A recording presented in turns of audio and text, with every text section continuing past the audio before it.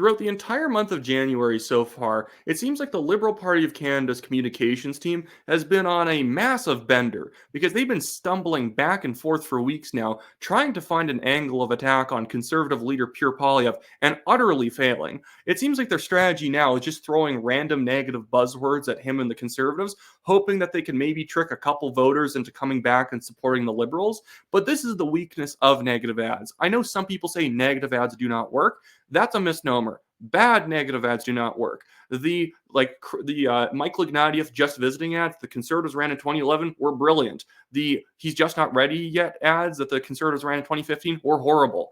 And so these ads from the Liberals right now are not ads, but these posts the Liberals have been putting out are themselves horrible. It does not take attention off the Liberals, all the negative attention off them. Everyone's still mad at Justin Trudeau for being a horrible leader, for his bad economic policy, and the woke stuff that they won't stop pushing on Canadians. And by trying to accuse Pierre Poilievre of somehow being like a nasty bigot or some enemy of the free press is not going to get Canadians to move their ire off the Liberals, because they have not seen evidence yet that Poilievre has done anything wrong, and he isn't the one day-to-day ruining their lives the way the Liberals are. So this is the thing that the Liberals posted a few days ago that I already covered, trying to accuse Pierre Poilievre of being like a enemy of the free press, as if Poilievre's been the one going around arresting journalists, preventing journalists, independent media journalists from going into Liberal Party press events, or taking people like Ezra Levant to court for writing a book during an election.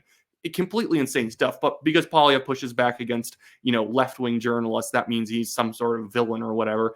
And this is the latest one they've put up today. It's the height of just throwing buzzwords at Poilievre and hoping that they stick. Here's what this one says. Pierre Poilievre and his Conservatives have consistently stood against progress for the LGBTQ2 communities, and last summer he thought it was appropriate to pose for a photo with someone wearing a straight pride shirt. No wonder Canadians are concerned. And the specific post referenced a Toronto Star article titled "Concern About Queer Rights Under Poilievre-Led Government Keeps Me Up at Night," written by Faye Johnson, a very, very far left journalist activist, someone that nobody should take seriously. And does anyone read that seriously who isn't already a deep, almost cult-like Liberal Party supporter and think, oh, there must be something nasty going on inside the Conservative Party? Name the policy where the Conservatives are going after any specific minority group. Anyone. You can't name it because it does not exist. Even if you find very, very socially conservative MPs, they're not. Who are they attacking? They're allowed to live their lives how they want, and they want you to live your life how they want. That's what kind of conservative, the Conservative Party's philosophy is. And if they can find me something that goes against that, that'd be great. And the idea that, Poilievre took a picture with a guy with a straight pride shirt, and this is somehow evidence that Poilievre might be secretly an anti-gay bigot or something, that's ridiculous. Politicians take photos with hundreds of people at events, and the idea that we now have to when someone walks up to take a photo, we're like step over there, sure, put your arms out, we're going to read your shirt, we're going to check your pockets, and we're going to make sure there's no bad tattoos, anything like that. You're not allowed to make any hand symbols while we take this photo. No one's going to do that. It's stupid. That's just ignoring political reality. And I really like this tweet from Corey Morgan. I know he's actually posted this a lot whenever the Liberals do this line of attack, but it's brilliant. Corey just said, "Here is Justin Trudeau with convicted pedophile Terry Lowe. Want to keep playing this game?" And that's not the only one. There was another, pedo that Justin Trudeau's taken photos with. And is Justin Trudeau wrong for taking photos with him? I would say no. How is he supposed to know who Terry Lowe is at the time? Or how is he supposed to know about Peter Nygaard's crimes? It's a dumb standard, but the Liberals want to play that game. So if they want to play that game, the Conservatives are allowed to fire back in similarly dishonest manners because they have endorsed the tactic.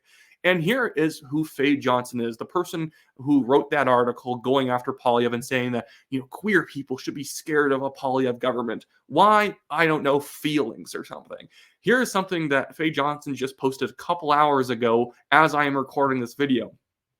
They say, if there's truly no reason queer folks should be worried about regression on big acronym rights, equality efforts or public policy under Pierre Poilievre, all he has to do is publicly state as much. His silence amidst rising hate says a lot. You can cite his gay dad all you want. You can cite the queer MPs in the CPC too. None of that responds to the substance of our concerns.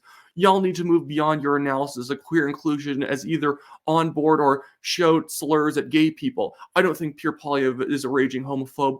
I do think he'd trade on your inclusion and progress to cater to social conservatives. Nothing he's done shows me otherwise.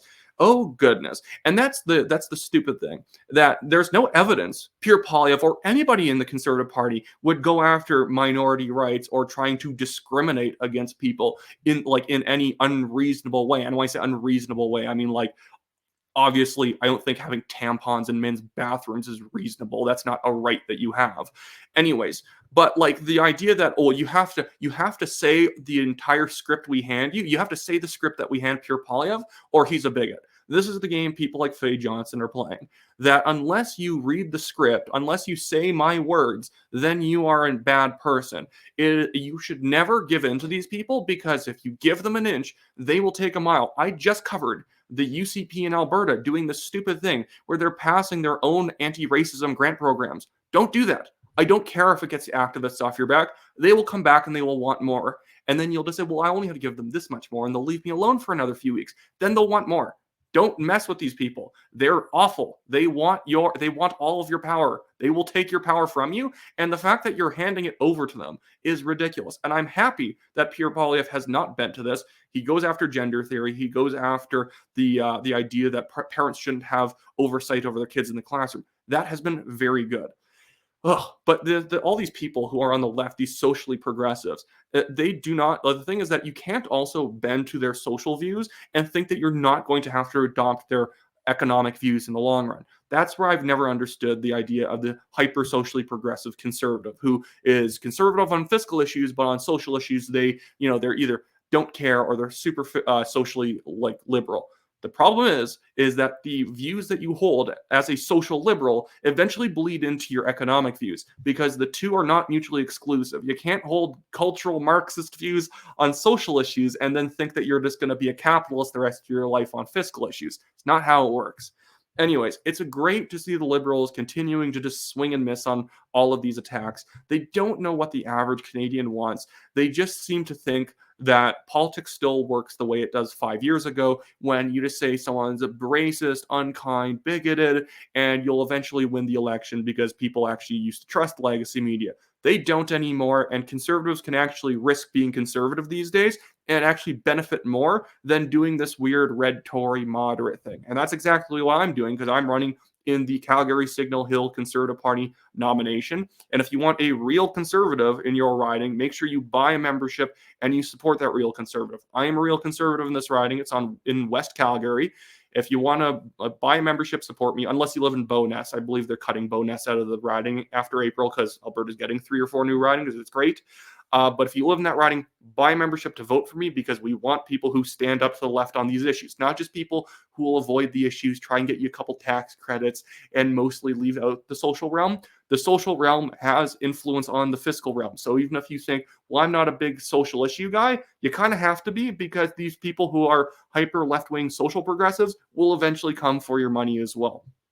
Anyways, other than me also plugging the fact that I have a Give, Send, Go link in the description of this video for my legal fund, go donate to there. We have a billionaire suing us here at the National Telegraph. We're winning that case. It's just some whiner trying to use lawfare tactics against us. That would be gratefully appreciated. But other than that, I hope everyone has a great day, and I'll be back with probably a live stream fairly soon for this channel.